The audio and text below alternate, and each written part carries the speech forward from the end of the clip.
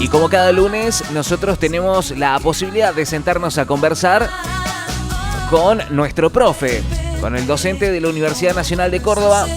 Estamos hablando de este análisis sociopolítico que hacemos cada lunes. Y es por eso que le damos la bienvenida al profesor Eduardo Dalmazo. Profe, ¿cómo le va? Buen día, bienvenido. Muy buen día, Bruno. Buen día a la audiencia. Bueno, gracias. Profe, acaba de pasar un 25 de mayo y yo me tomé el atrevimiento de ver si es viable poder hacer las preguntas que tengo acá en mano, ¿no? Digo, bueno, me voy a arriesgar. Y mi idea era tratar de trazar un cierto paralelismo, ¿no?, entre lo sucedido allá por un 25 de mayo del año 1810, en realidad toda esa semana, ¿no?, que fue bastante agitada hasta llegar al 25 de mayo, y digo, voy a trazar un paralelismo con lo que sucede acá, actualmente en la República Argentina. Y quiero comenzar preguntándole, profe, si hay algún tipo de similitud que se observe en ese clima social y político que había previo a la Revolución de Mayo y con el que se vive actualmente la Argentina. Lo pregunto por, digo, ese germen que produjo que tuviésemos el primer gobierno patrio, digamos, ese germen, ¿es existente, está latente hoy en la República Argentina? En realidad son condiciones sociales históricas diferentes, Bruno. El grito del 25 de mayo era una búsqueda de libertad de decisión en las familias criollas porteñas, atento a la situación del Reino de España, donde había una regencia porque el rey había sido de alguna manera obligado a salir de ese rol por el Bonaparte. Había un estado de confusión y un estado de búsqueda que devenía de la experiencia con las invasiones inglesas. Yo le había dado cierta autonomía, no autonomía hacia el término, sino cierta seguridad a la población de Buenos Aires de su capacidad de responder a riesgos o desafíos. Hoy es una situación totalmente diferente. El 25 de mayo es un recuerdo, porque fue el primer grito de libertad en la República Argentina, que no lo era en ese momento, pero fue un inicio. Y hoy tenemos lo único similar es el estado de confusión. Claro. Un estado de confusión que llega a todos los sectores sociales.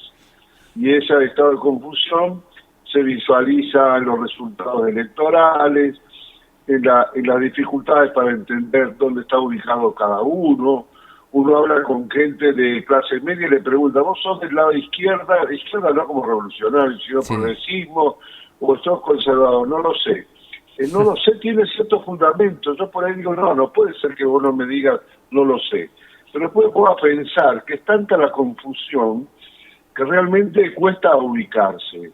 ¿Por qué? Porque estamos en un momento de cambio en la sociedad argentina muy, muy fuerte, y hay una sociedad con un sector de pobres que no tiene la capacidad de revuelta que tuvo, por ejemplo, el Cordobazo en su momento, con una clase obrera muy bien, no diría muy bien alimentada, sino con ingresos importantes para una vida digna. Bueno, eso se ha perdido. Entonces, hay como una situación social, política diferente, donde hay un gobierno que trata de avanzar, que nació de la nada, y es lógico que trate de avanzar y simular grandes éxitos, porque viene de la nada. Claro. Si uno lo mira objetivamente, no es tanto el éxito, casi diría que no existe, pero si lo miro en términos de que no era nada, sí existe, ¿no? Y por supuesto hay un desplazamiento de los sectores de derecha hacia Libertad Avanza, eso está claro. En esa época, ¿no? Usted menciona allá por el 1810, si bien son claras, ¿no?, la diferencia entre esa época y la actual, pero había una cuestión que quiero volver a insistir en esto, ¿no? Porque había un pueblo que exigía participación, un cambio frente a un poder que si bien era lejano y centralizado. Pregunto, ¿hoy hay una demanda similar hacia esas estructuras, hacia las estructuras de poder actuales? Digamos, ¿hay algún tipo de similitud en ese sentido? Yo lo que creo que hay es un gran cambio. Hay un sector de la sociedad que se ha inclinado por un discurso agresivo y de derecha, lo cual explica una frustración muy grande con la experiencia preexistente.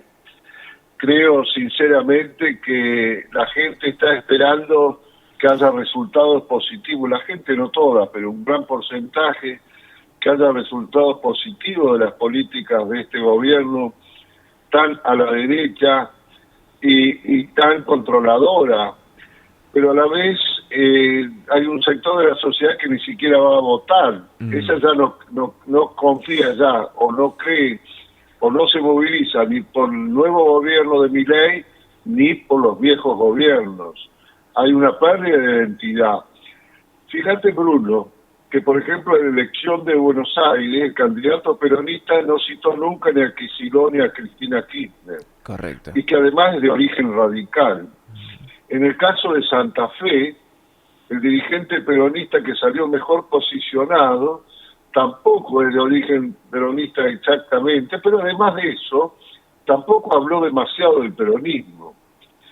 Hay una frustración porque hay un cambio, yo diría, de ilusión. Y no sabemos como ciudadanos cuál es el camino.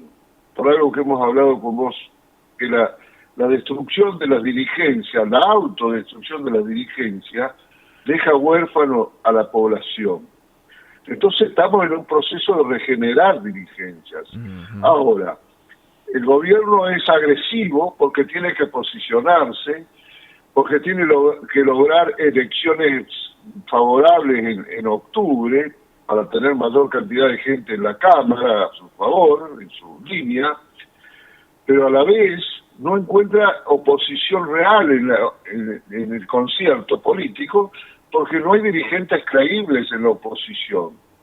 Eso le da un gran campo de juego. Entonces, estamos ante una situación de reconfiguración de la sociedad y de la política en la Argentina. Y esto es un proceso. Si el gobierno le va bien en lo económico, va a fortalecer ese sector de la derecha que ya está, de alguna manera, absorbiendo parte de lo que era el PRO. Claro. ¿Por qué lo está absorbiendo? Porque tiene el poder y porque tiene una energía muy fuerte en definir las condiciones de la derecha. Tampoco sé si un sector del PRO que no le está votando, le va a votar. Depende de qué aparece en el firmamento. Correcto. Pero el tema, Bruno, es que en el firmamento, por fuera de la acción del gobierno, cualquiera sea como uno lo juzgue, no aparece nada. Claro. Entonces, vos me preguntás si es lo mismo. No es lo mismo, porque el 25 de mayo había una organización local, porque era el Cabildo de Buenos Aires, había una necesidad de redefinir quién iba a conducir, pero había un sector que estaba emergiendo, que era el sector de los criollos porteños. Acá, ¿qué está emergiendo hasta ahora? Una derecha minoritaria, con una visión de la economía, digamos, elitista, en el cual no hay un proyecto que englobe al conjunto de la sociedad, pero los que hablan del conjunto de la sociedad no tienen autoridad moral para hacerlo, por razones de fracaso político y por razones de comportamiento personal. Entonces, es un momento de lo que un amigo mío chileno me dijo en un momento dado: yo tengo la sensación que Argentina es un país a la deriva. Y mientras más pasa el tiempo, más me acuerdo de lo que me dijo este amigo, un hombre muy vinculado a la política chilena y también a los negocios. En esto, profe, pienso que en estas diferencias, ¿no? Unos partiendo de la nada y otros con, bueno, una base, ¿no? Que ha ido desgastando también a toda una sociedad. Pienso, esas ideas y ese malestar se va comunicando, se va transmitiendo, ¿no? Y obviamente hay una comparación, ¿no?, entre el rol de la comunicación y la circulación de ideas en los tiempos revolucionarios con el impacto que tienen hoy las redes sociales y los medios de comunicación. ¿Cómo afecta eso al liderazgo en esos momentos, ¿no? Donde evidentemente, si bien va avanzando la forma de comunicar, bueno, hay una cuestión de, bueno, cómo se llevan esas ideas, cómo se traducen, cómo se van transmitiendo justamente de persona a persona. En estos casos, trazando un paralelismo con esa época, lógicamente hay un avance mucho más importante de la tecnología hoy que la que había antes, pero digo, esa curiosidad, esas ganas de conocer, esas ganas de entender qué es lo que sucedía, ¿se puede llegar también a trazar un paralelismo o es completamente distinto? Bueno, es que eso era muy personal. Se juntaban en la plaza las familias más reconocidas y de alguna manera esos encuentros famosos el 22, 24 y 25 de mayo de 1810 era un poco como la tribuna de Atenas, ¿no? El reconocimiento personal de los que estaban de un bando y de otro, discutiendo el futuro de la ciudad. Acá lo que te puedo decir, que no hay duda que el que maneja las redes tiene un impacto inicial muy fuerte. Claro.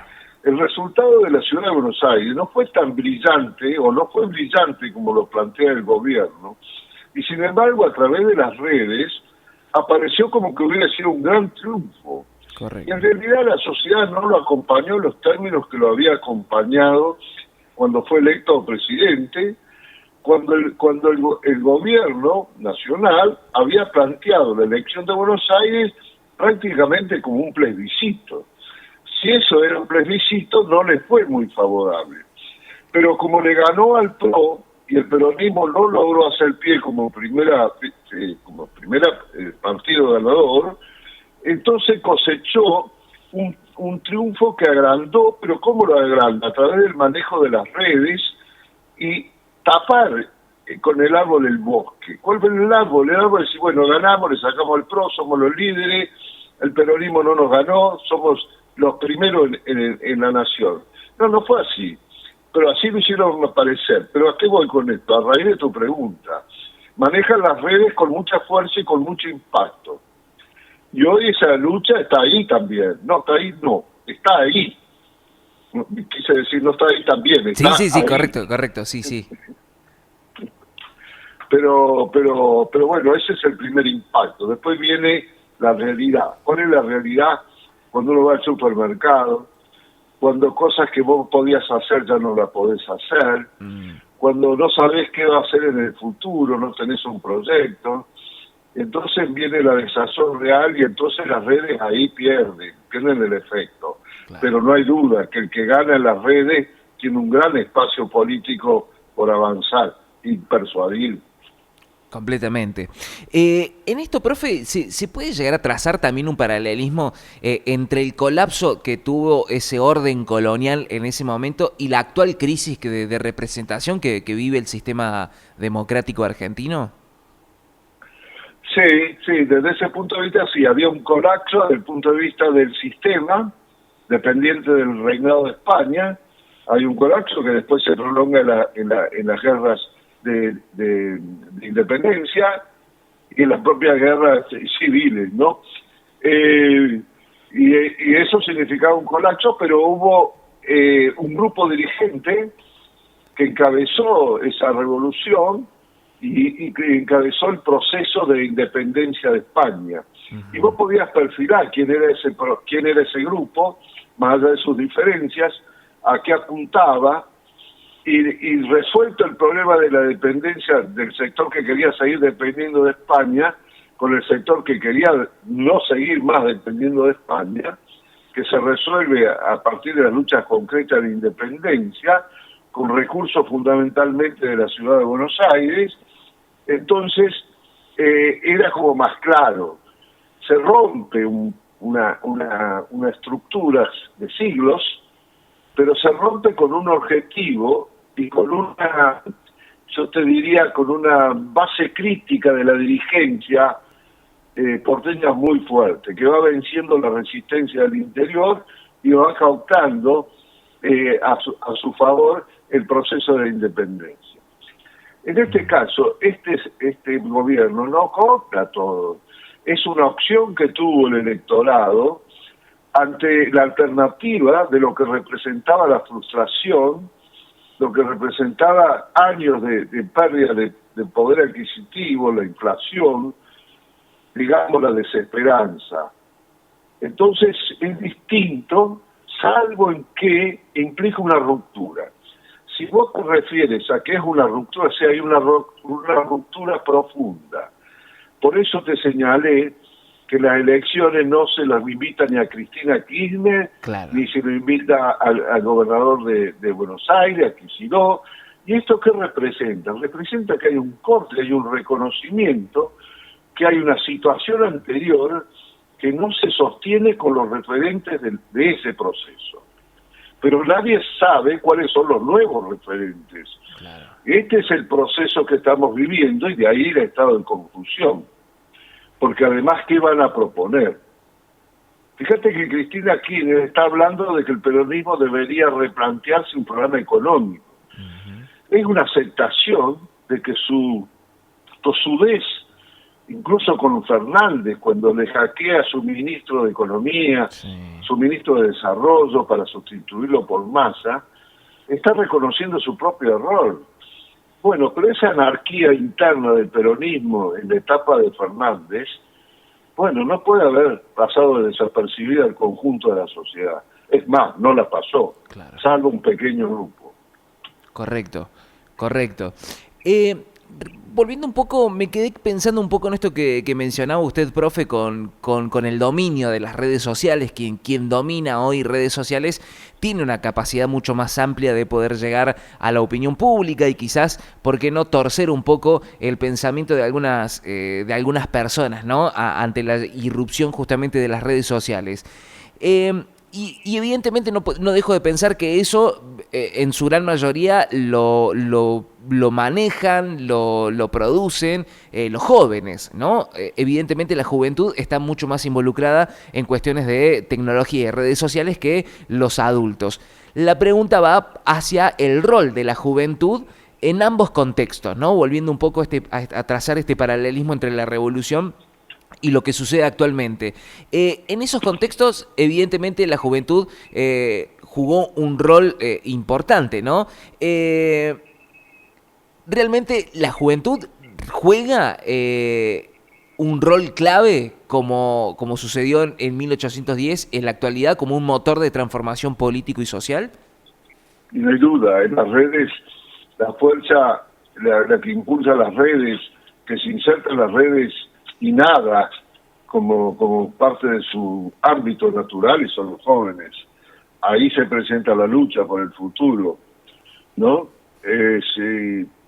Y los que manejan mejor esa forma de comunicarse, que los jóvenes puedan entenderlo y captar, tiene una ventaja muy grande.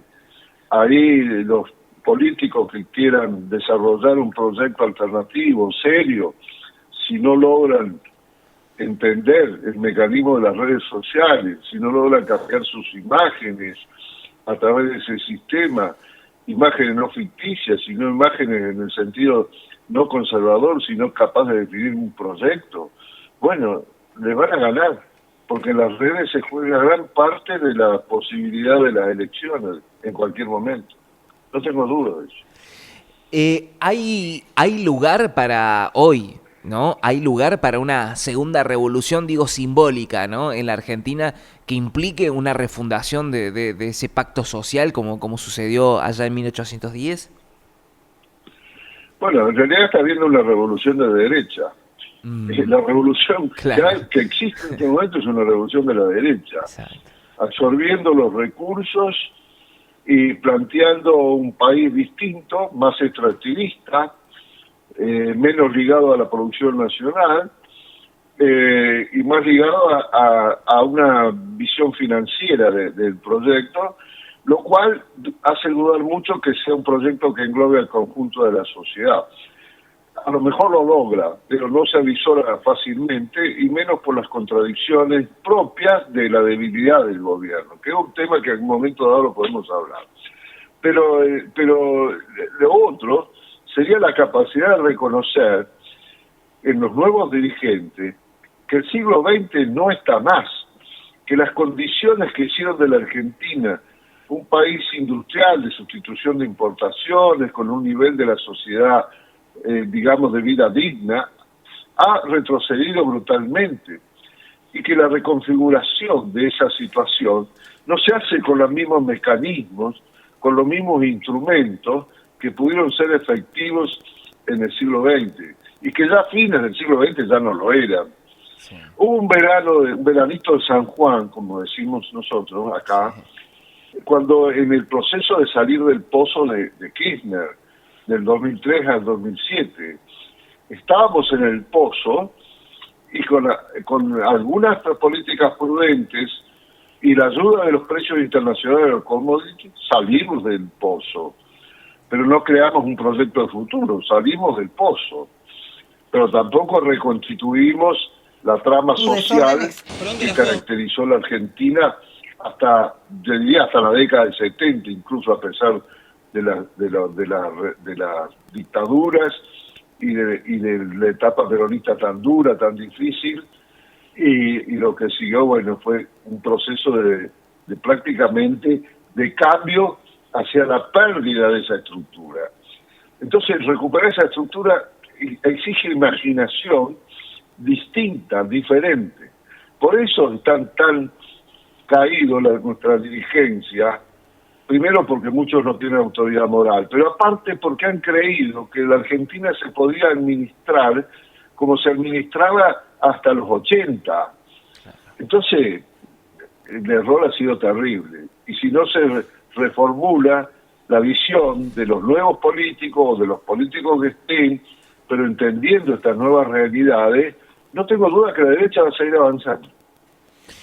Algo que no solamente se da aquí en la Argentina, sino también es una oleada, ¿no?, a nivel internacional. También habrá que ver cuánto tiempo permanece y hasta cuándo avanza, ¿no? Y evidentemente la República Argentina juega un papel fundamental allí. Profesor, como siempre, el agradecimiento por estos minutos y esta ayuda a pensar un poquito. Bueno, y en este caso me animé a tratar de intentar trazar un paralelismo y jugar un poco con lo sucedido un 25 de mayo. Perdón, Bruno, cuando quieras hablamos del paralelismo, del otro paralelismo entre la Argentina y el resto de los países y los cambios en el mundo. Totalmente, me encantaría poder hacerlo, sí, por supuesto. Profe, el agradecimiento y el deseo de una buena jornada para usted. Igual para ustedes y saludos a la audiencia, Bruno. Un abrazo muy grande. Conversando con el profe Eduardo Dalmazo en estas columnas en donde, bueno, intentamos pensar un poquito lo que siempre hacemos, ¿no? Tratar de conversar un ratito de lo que va pasando en el mundo. Hoy intentando trazar justamente esa idea de lo que sucedía allá por el año 1810, un 25 de mayo, y todo lo que se generó en la República Argentina. Y por qué no pensar también cómo eso influye actualmente, ¿no? Aquí.